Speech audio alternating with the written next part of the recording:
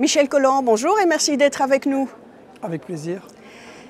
Michel Colland, qui est Trump selon vous? Un héros ou un monstre? D'après les médias occidentaux et les hommes politiques, c'était un monstre et il est en train de redevenir peut-être quelqu'un de bien, ça dépend s'il va se couler dans le moule.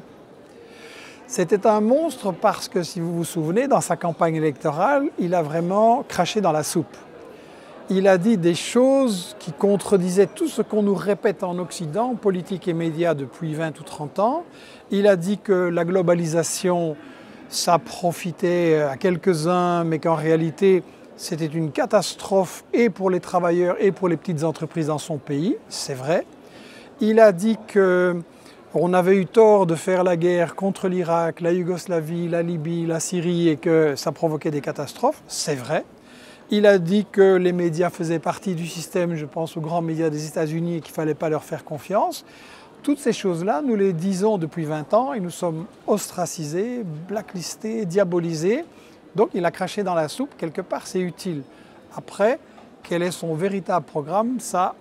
C'est la question suivante que j'allais vous poser. Quelle est sa vision du monde? Alors, contrairement à ce qu'on a dit, c'est pas quelqu'un qui improvise, qui est incompétent, qui n'a pas de vision. Il y a une vision, simplement elle est différente de celle de Obama, Clinton et de tous les présidents des États-Unis depuis très longtemps. La vision, c'est que justement la globalisation qui était censée, comme disait Kissinger, profiter aux États-Unis, leur permettre de garder leur hégémonie, leur domination mondiale, s'est retournée contre les États-Unis. Pourquoi ? Parce que les Chinois ont utilisé la même arme du libre-échange, du libre-commerce, pour gagner la bataille. Et donc, les États-Unis, ça n'a pas commencé avec les Chinois, ils étaient déjà en déclin depuis les années 70-80, avec les Japonais qui ont commencé à liquider toute une série de secteurs de l'industrie des États-Unis. Et les États-Unis s'en sont sortis en délocalisant des entreprises, en les mettant dans des endroits où on ne payait pratiquement pas les gens, comme ça, ils étaient très compétitifs. Le problème, c'est que ça a complètement affaibli l'économie des États-Unis. Michael Moore l'a montré dans son film Roger and Me sur la destruction de General Motors, des usines, de tout le tissu industriel. Donc vous avez aux États-Unis des régions entières où les gens tombent dans la misère à cause de la politique favorable aux banques et aux sociétés multinationales de Obama et de Clinton. Et donc Trump est arrivé avec le discours « moi je vais vous défendre, moi je vais vous redonner de l'emploi », ce qui n'arrivera pas évidemment, parce que les lois de l'économie, ce n'est pas un président des États-Unis qui les décide, ce sont des lois qui ont un fonctionnement automatique, je vais dire, il y a sa propre logique, et un patron de multinationale ne va pas dire « ah oui monsieur le président, maintenant je vais faire le contraire de ce que j'ai fait jusque maintenant ». Alors finalement, il n'est ni illisible, ni imprévisible? Il a des inspirations. Ce ne sont pas les inspirations classiques, notamment de M. Brzezinski, qui disait qu'il faut attaquer la Russie et la Chine, c'est la clé pour garder la domination des États-Unis sur le monde. Et il disait la clé, c'est l'Eurasie, Europe, Asie, c'est là que sont les richesses, c'est là qu'est la population, c'est là qu'est l'avenir de l'économie mondiale. Brzezinski le disait il y a 20 ans, maintenant on le voit. La Chine est en train vraiment de rattraper le terrain et de commencer à dominer l'économie mondiale. Et par rapport à ça, Hillary Clinton, il faut le dire platement, nous emmenait directement vers la Troisième Guerre mondiale en décidant d'attaquer et la Russie et la Chine avec une politique très agressive, encerclement militaire, sanctions, des ONG un peu partout pour essayer de renverser le régime, surtout en Russie, et essayer d'attaquer tous les pays alliés de la Russie. Je pense à l'Ukraine, je pense à la Syrie, il y en a d'autres. C'est un véritable encerclement. Là, Trump, qui est plutôt de la ligne Kissinger, je veux dire, Trump dit bon, on ne peut pas attaquer tout le monde en même temps, moi je vais essayer de mettre Poutine de mon côté parce que le vrai ennemi c'est la Chine et je dois pouvoir la menacer, mais je préfère avoir Poutine de mon côté. Et pour avoir dit ça, que la Russie elle est hyper capitaliste, elle a la même logique que les États-Unis, donc pourquoi l'attaquer? Pour avoir osé dire ça, il est ostracisé, il a été mis au pas, on lui a liquidé certains de ses ministres et de ses conseillers, parce qu'on ne peut pas dire à Washington que non, la Russie ne menace pas les États-Unis, l'Europe et le monde, ce sont les États-Unis. On ne peut pas dire qu'il vaut mieux discuter avec Poutine pour éviter la guerre. On voit quand même les catastrophes qui se passent en Syrie et partout. Donc pourquoi ne pas discuter avec Poutine et avec n'importe qui pour essayer que le monde vive en paix? C'est quand même le bon sens et l'intérêt des gens. Mais finalement, est-ce qu'on peut vraiment juger déjà Trump, serait-ce dans le domaine économique? On n'a encore rien vu. Oui, c'est vrai, mais on peut juger parce que de toute façon, il a fait des promesses qu'il est incapable de tenir. Il dit, je vais ramener des emplois, je vais faire le protectionnisme pour qu'il y ait plus d'emplois aux États-Unis, mais le protectionnisme, il est inapplicable. Si vous faites ça, si vous dites, je vais empêcher les importations chinoises, mais les Chinois vont faire la même chose, et alors les États-Unis, ils vont exporter où? Donc, le protectionnisme, ou bien c'est inapplicable, ou bien on le fait quand même, et alors on retombe dans la situation qui a provoqué la Première Guerre mondiale. Il faut rappeler quand même qu'à un moment donné, on avait du libre-échange, certaines puissances le voulaient, d'autres ont commencé le protectionnisme, et c'est un des facteurs qui a mené à la Première Guerre mondiale. Donc je voudrais dire qu'on est dans un monde dangereux par rapport à ça, et moi je pense que les gens doivent se préoccuper de la politique internationale, ils doivent peser là-dessus, ils doivent vraiment dire on veut la paix, on ne veut pas des guerres et des conflits. Vous le disiez tout à l'heure, finalement, il ne s'est pas vraiment inspiré, en tout cas des derniers présidents américains. Est-ce qu'on peut vraiment parler d'une véritable rupture? En effet.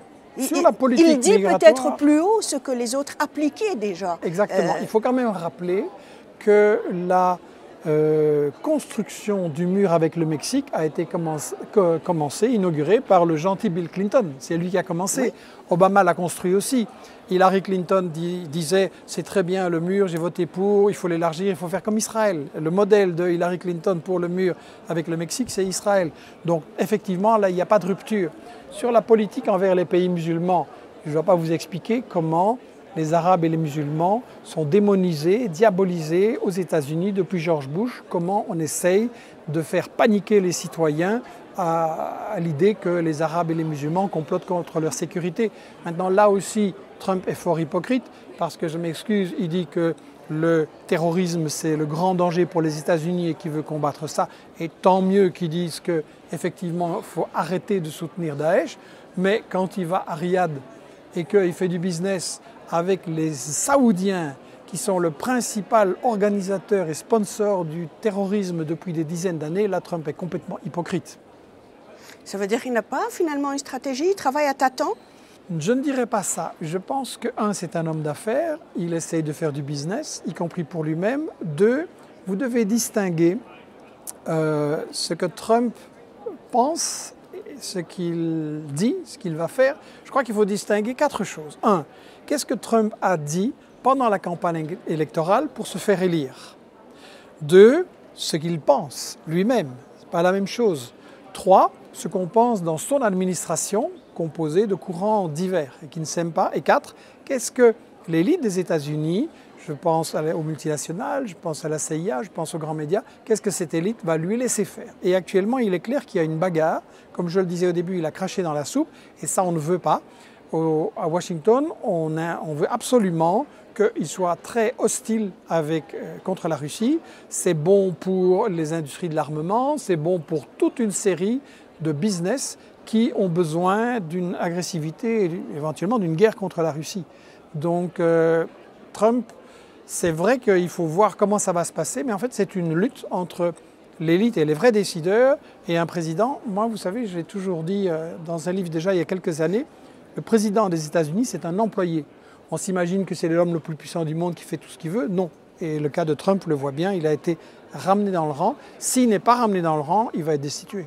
Vous venez d'éditer un nouveau livre, Le Monde selon Trump. Oui. Et vous dites notamment que ce livre répond à un défi et apporte aussi des clés. Alors, quel est ce défi et quelles sont ces clés?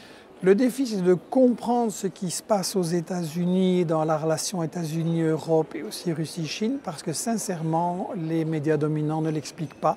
On parle de son caractère, on met en avant des détails.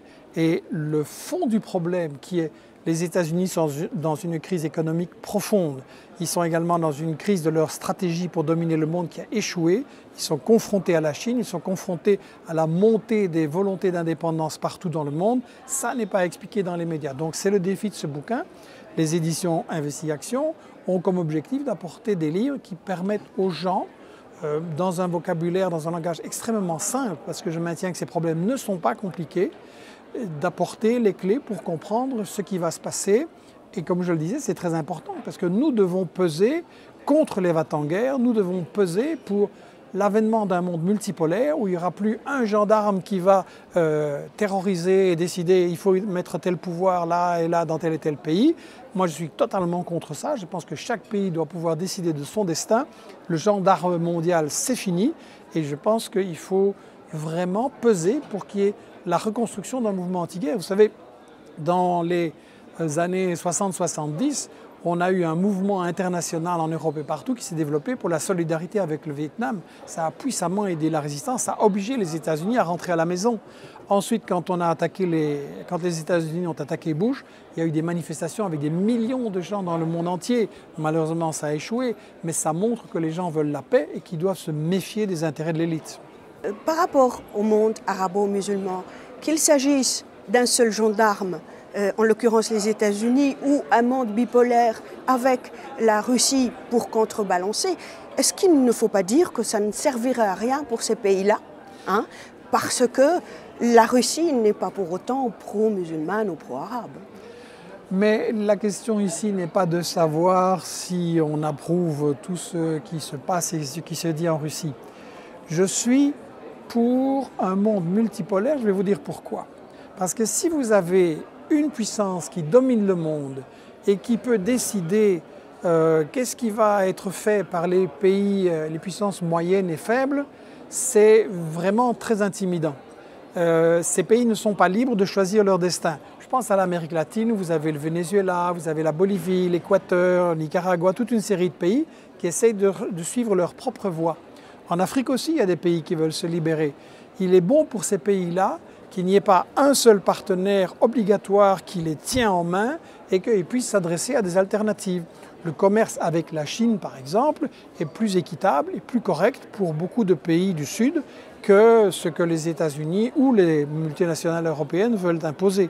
Donc si, moi je pense qu'un monde multipolaire, ce n'est pas idéal, beaucoup de problèmes restent à résoudre, mais justement, ça donnera plus d'espace au peuple pour décider comment ils veulent résoudre ces problèmes-là.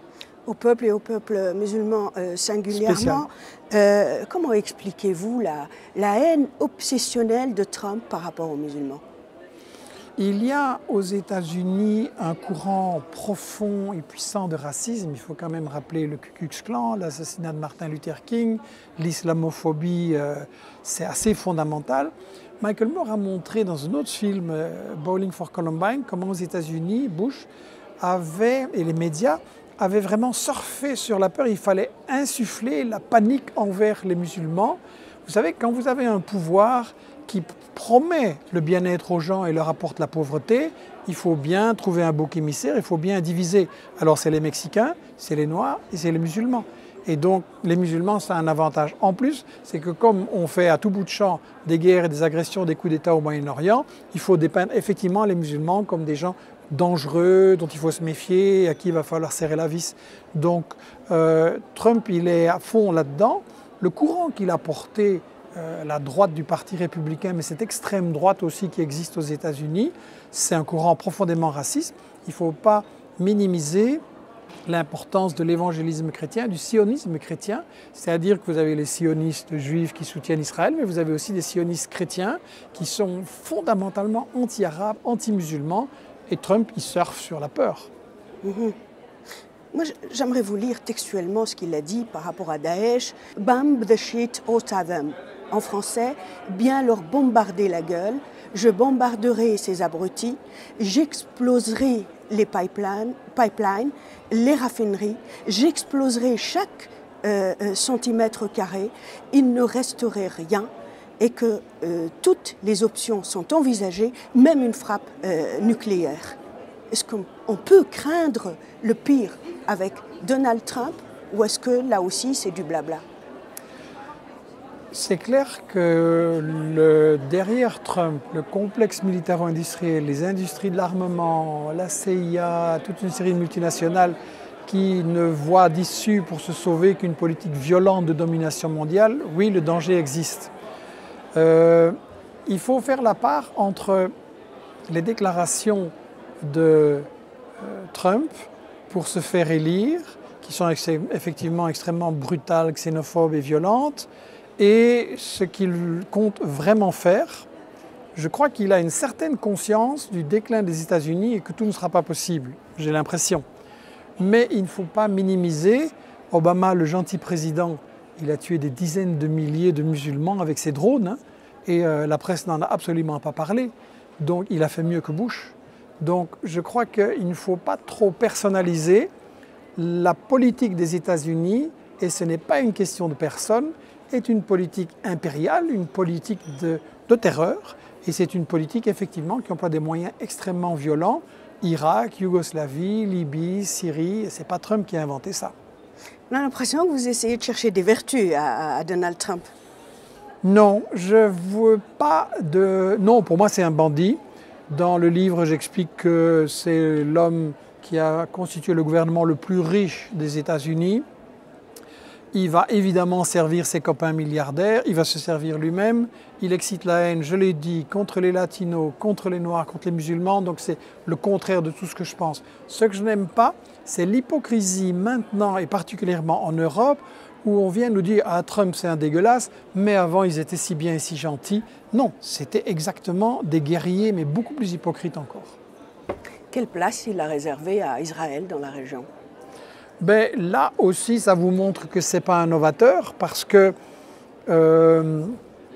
il s'appuie, comme tous les présidents des États-Unis depuis 1967, sur le flic du Moyen-Orient, sur le gendarme du Moyen-Orient chargé d'intimider les pays arabes pour les empêcher de s'émanciper. Ce que les États-Unis et les multinationales ne veulent pas, c'est qu'il y ait au Moyen-Orient un Chavez, un Evo Morales, un Correa, qui disent le pétrole et le gaz maintenant, ça doit servir non pas à fabriquer des fortunes pour les milliardaires et à les investir pour des bêtises à Wall Street, ça doit servir à sortir l'ensemble du monde arabe et musulman de la pauvreté, et c'est parfaitement possible. Michel Colland, je vous ai laissé le meilleur pour la fin. Ce sont des questions qui émanent des téléspectateurs de notre chaîne. Je vous donne la question, donc c'est à vous de la lire et de répondre. Bien.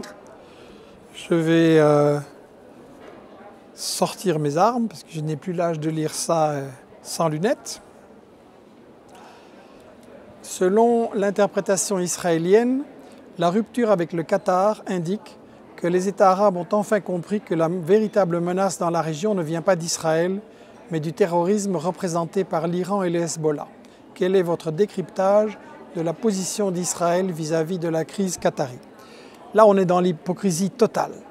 On fait maintenant Trump, les Saoudiens, Israël, comme si les seuls qui avaient financé le terrorisme contre la Libye, la Syrie et ailleurs, c'était le Qatar. Évidemment qu'ils l'ont fait, mais ceux qui l'ont fait encore plus, ce sont les Saoudiens. Israël est resté discret, mais on sait qu'à partir du Golan et ailleurs, ils aident les milices terroristes qui attaquent Bachar. Ils ne s'en cachent pas, c'est même dans leur presse. Et l'hypocrisie, elle vise aussi les États-Unis et la France. Il faut quand même rappeler que Fabius a déclaré, pas lui-même que Al-Nosra faisait du bon boulot, mais que tous ses copains pensaient qu'Al-Nosra faisait du bon boulot, et il a développé un message où les gens comprenaient très bien que Al-Qaïda, finalement, c'était bien utile.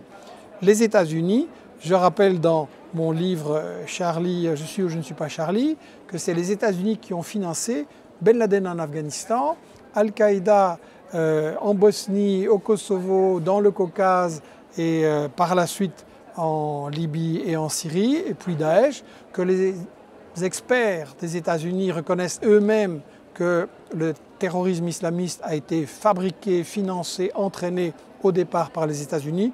Donc on est dans l'hypocrisie totale. Ce qui est intéressant dans le conflit entre les Saoudiens et les Qatar, c'est que justement, comme je disais, les États-Unis se sont affaiblis et tout le monde au Moyen-Orient est en train de regarder. Le roi n'est plus aussi fort. Est-ce que j'ai des alternatives? Est-ce que je dois faire d'autres alliances? La Turquie se tourne vers Moscou. Le Qatar dit qu'il ne faut pas aller trop fort avec l'Iran. Et là, je crois qu'on est dans une recomposition du Moyen-Orient. Trump essaye de garder le contrôle, mais l'histoire que seul le Qatar est responsable du terrorisme, ça c'est de l'hypocrisie totale. La deuxième question aussi, oui. D'un autre téléspectateur. La voici. Merci. Comme vous le savez, M. Colland, le ministre israélien a affirmé sa détermination pour la création d'une coalition contre le terrorisme la célèbre OTAN arabe sous commandement saoudien et avec un contrôle militaire et logistique israélien et états-unien. Pensez-vous que les plans d'alliance entre Israéliens et Saoudiens avancent à toute vitesse? Et si ces plans se concrétisent, que va advenir de la région? C'est effectivement le prolongement de ce qu'on vient de voir. Et Israël cache de moins en moins son alliance avec les Saouds. C'est quelque chose que nous disons depuis longtemps, que les Saouds sont les alliés d'Israël. Il y a eu une grande hypocrisie où ils faisaient semblant qu'ils défendaient la cause des Palestiniens. Et là, c'est une leçon importante. Tout le monde doit se rendre compte que ce n'est pas une guerre de religion, ce n'est pas une guerre de civilisation. Vous avez des musulmans qui combattent Israël, qui combattent l'impérialisme des États-Unis, et vous avez des musulmans qui trahissent la cause de leur communauté et qui collaborent avec Israël et qui collaborent avec les États-Unis. Ce n'est pas une guerre de religion, c'est une guerre géopolitique, c'est-à-dire pour le pétrole, pour le gaz, pour le contrôle d'une région absolument stratégique. Et là, c'est intéressant ce que dit Israël. Ça montre clairement quels sont les camps. Ça montre que les peuples de la région doivent absolument s'unir pour résister à ce que j'appelle le néocolonialisme, pour résister aux ingérences des États-Unis, de l'Europe, d'Israël, des Saoudiens, etc. et pour construire leur autonomie. L'Asie est en train de construire son autonomie avec une alliance entre la Chine, la Russie et la plupart des pays. Ils sont en train de former un marché commun, ils sont en train de former des exercices justement contre le terrorisme, pour leur sécurité.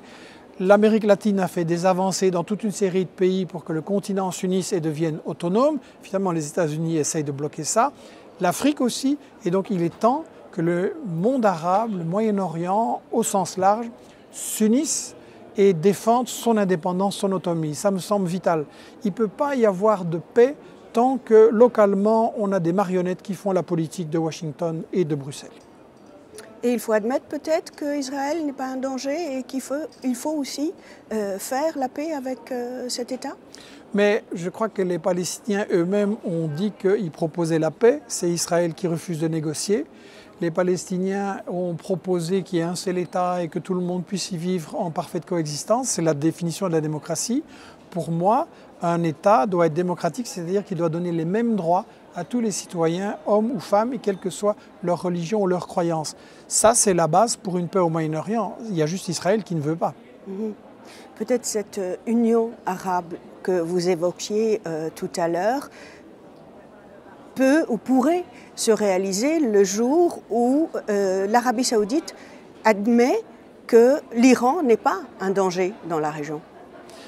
Vous savez, je crois que la politique des dirigeants saoudiens fait beaucoup de tort à leur propre peuple. Les Saoudiens, la population ne vit pas si bien que ça. Il y a l'oppression des femmes, il y a beaucoup de pauvreté.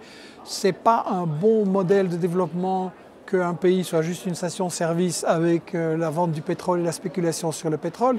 Il faudrait que l'ensemble du monde arabe dépasse les frontières qui ont été érigées par les colonialistes britanniques et français pour diviser le monde arabe. Et il faudrait effectivement une unité, mais je crois que ça ne viendra pas des dirigeants, ça viendra des peuples. Je ne dois pas oublier de parler de vos livres. Donc le tout dernier, Le Monde selon Trump, il est en français, donc il peut intéresser les Maghrébins francophones, les Libanais notamment. Vous envisagez aussi de l'éditer en anglais éventuellement, pourquoi pas en arabe? Il va être édité bientôt en espagnol et en italien. L'anglais, c'est notre point faible. Et malheureusement, l'arabe aussi. On a proposé, pour ne rien vous cacher, on a proposé à des Algériens de coopérer avec nous pour que nos livres soient traduits et diffusés dans le monde arabe. Et malheureusement, ça dort. Michel Collant, ça a été un plaisir de vous recevoir à cette émission. Merci, merci vraiment. Merci pour votre accueil. Madame, Monsieur, cette émission s'achève. Merci de l'avoir suivie. Au revoir.